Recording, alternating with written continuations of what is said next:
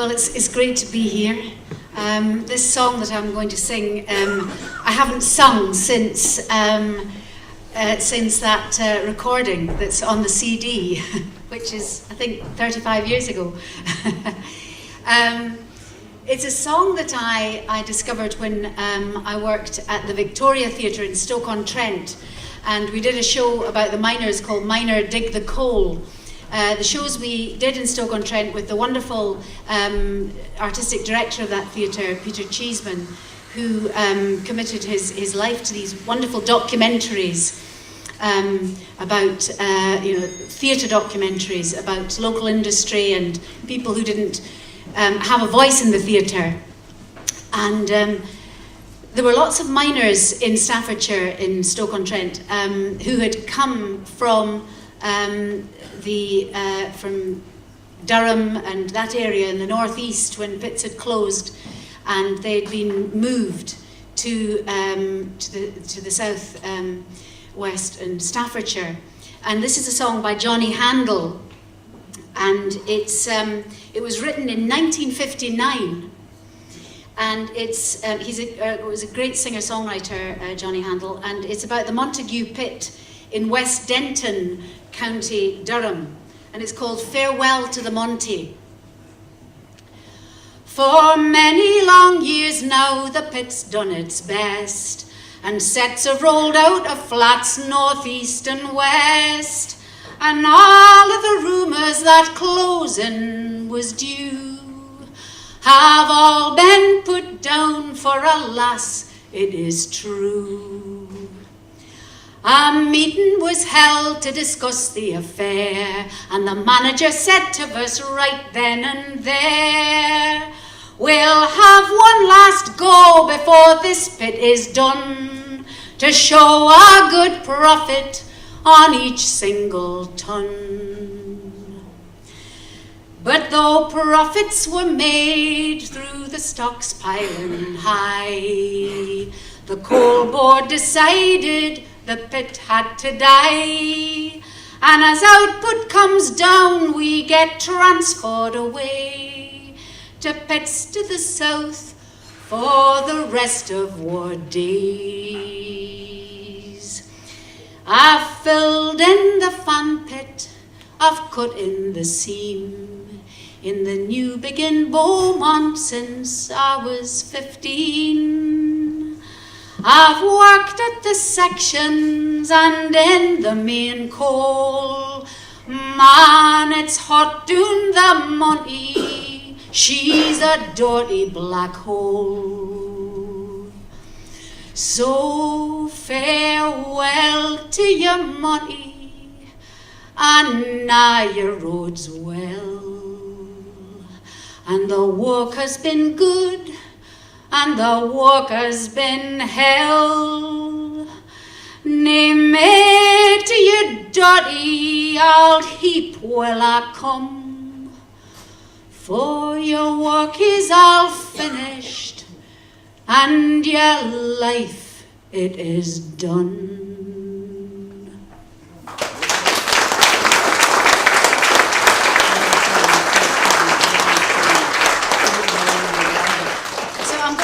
A couple of poems from my latest book, which is called Quine's Poems in Tribute to Women of Scotland.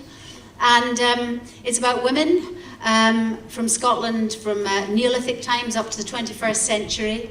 And it's taken a lot of research, about 4 years, and I've discovered so many things that I didn't know about Scotland's women. For example, this is the 200th anniversary of the birth of Helen Macfarlane, a great radical admired by Karl Marx. She was the first person to translate into English the Communist Manifesto. She was from Barhead. There are so many extraordinary women in this book, and I always want to introduce all of them to you. But I'm going to read a poem about the first woman MP, Scottish MP. Does anybody know who she was? No. The first female Scottish Member of Parliament. I didn't know, but she was Katharine, Stewart Murray, the Duchess of Atholl. And born in 1874, died in 1960 in Edinburgh. She was a member of Parliament. She was the Scottish Unionist Party, MP for Kinross and West Perthshire from 1923 to 1938. And she resigned the Conservative whip in 1938 in opposition to Neville Chamberlain's policy of appeasement of Adolf Hitler and the Anglo-Italian agreement. She was then deselected by her own party, who dubbed her the Read Duchess. She went out to the Spanish Civil War. She was persuaded by some former suffragettes and suffragists to go out there. She didn't really want to, but she did, and was amazed and appalled by what she saw, and she arranged for 4,000 child refugees to be brought to Britain to safety. And she also commissioned a new translation of Mein Kampf, because the first translation into English she felt was really kind of not clear, that it was muddy around the edges, and she was fluent in German. She knew what the truth of this work was. So she was absolutely extraordinary. Anyway, when she resigned the whip and then was deselected, she stood as an independent, and this was on the issue of appeasement of Hitler. And Winston Churchill, if you've seen the film Darkest Hour, you'd think that over the appeasement of Hitler and that he actually was the one who was the first, and that he won the war in the first 2 weeks of it, you'd have thought from that film. But he did not support Katharine Stewart Murray.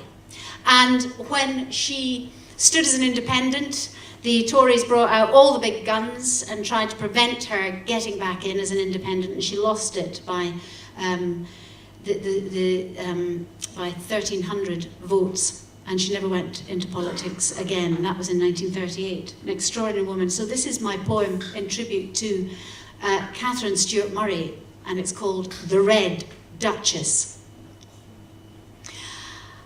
I could have said, I told you so, but it's hardly good form. And in any case, Guernica says it all. To give 4,000 lives safe haven here on Britain's shores and stem the flow of children's blood makes me human. It doesn't turn me red. Why would I comply with a party line? Let common sense lie down and die? I could have said, I told you so, but Mein Kampf said it all. And to make sure for those who couldn't read between the lines, I commissioned its true translation. How could they doubt the ill intent that marched like jackboots over every page, the coming of Europe's darkest night, spelled out in black and white?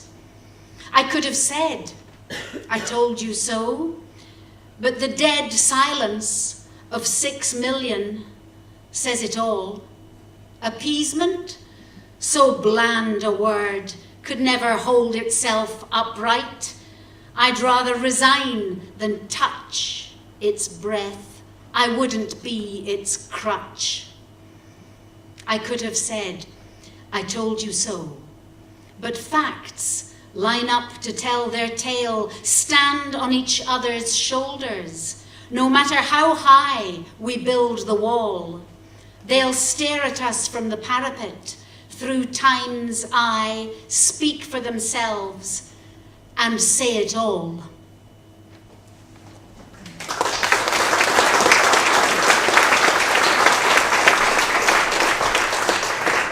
I'm going to finish with a poem in Scots about a woman called Anna Buchan, who was a great zoologist and geologist, born in Rosehearty, Aberdeenshire, in 1897, and she died in Aberdeen in 1964. She was the curator of Marshall College Museum, Aberdeen, and Elgin Museum, and she was a writer of many, many scientific articles. She was a brilliant woman. In this case, I've invented the voice of the woman as a kind of granny whose daughter has just come in from college, and she has learnt from Anna Buchan's obituary all about her. And the daughter, this is 1964, and her feminism is awakening, and she's absolutely outraged by what she's read. Now, every word of this poem, every fact in it is absolutely true.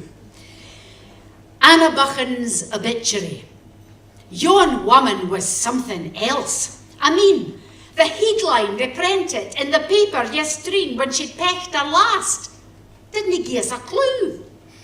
My granddaughter bringed in for the college. She's aye fou at all kind of by-order facts that leave me a hint, particularly new my mindin's tint. Apparently, says Susie, yon woman kent all about wurd, and what's buried in it, fossils, like the rig bane or fit dunt or bird. And all kind of gear, quaichs, ashets, bines, fae lang syne.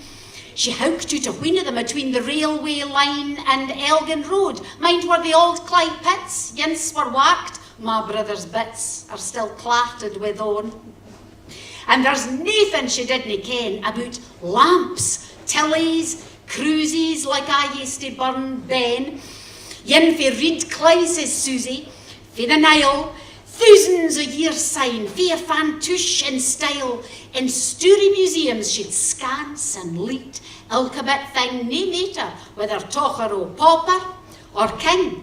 And she kenned all thing about the mountains o ice afore beasts were born, could look at a slice o wurd and gie its name, date and place on our planet. She wasna just a pretty face. And here's Susie's pint. She's beelin' our lass. This is the headline that came to pass about her obituary, the braw woman, bless her, widow of an Elgin hairdresser.